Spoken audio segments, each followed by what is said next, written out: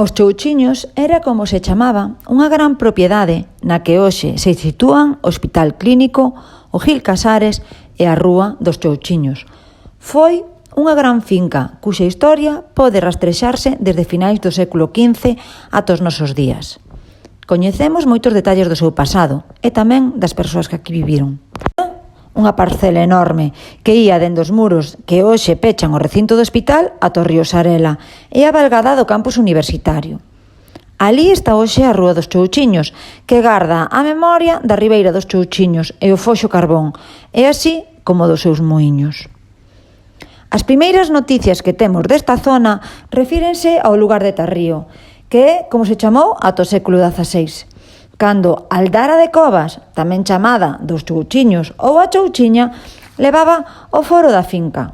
O propietario era o arcebispo de Santiago e ela, como os outros antes e despois, vivía e traballaba ali, a cambio dunha renda anual que consistía no pago dunha cantidade en cereal e diñeiro. Estes contratos eran de longa duración e, polo xeral, as familias sucedíanse na explotación das terras, de xeito que as grandes fincas acababan dividíndose entre os herdeiros.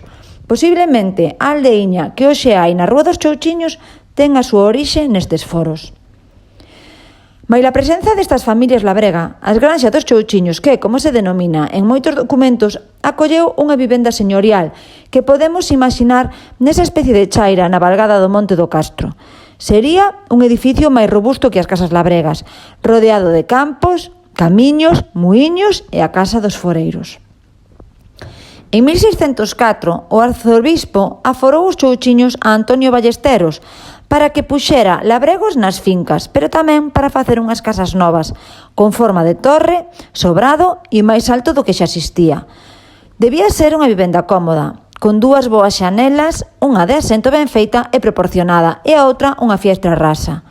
Este é o xérmolo da construción que aínda lembrarán algunhas persoas e que desapareceu coa construción do hospital. En 1666, o arcebispo deu foro da finca aos xesuítas, que a levaron ata a súa expulsión do reino de Castela, en 1767.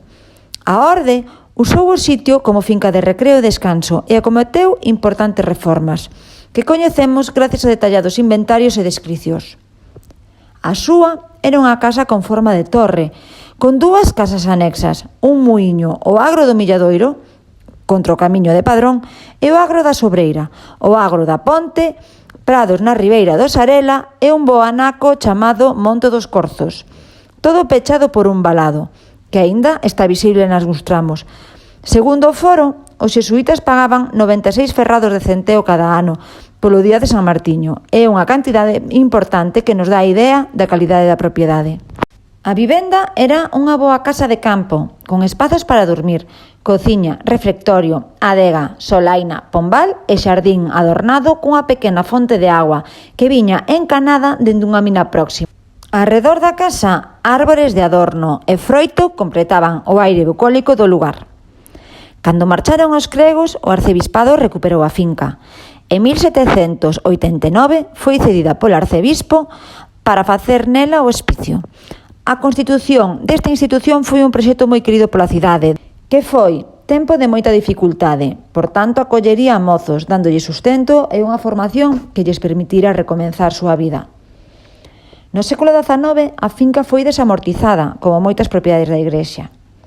Todo nesta zona transformouse radicalmente no século XX.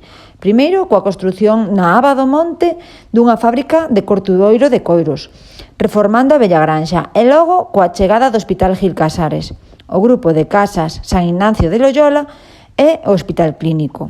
Hoxe, a Rúa dos Chouchiños, que é en realidade o camiño que levaba os muíños, é o único testemuño daquela gran propiedade e da súa extensa historia.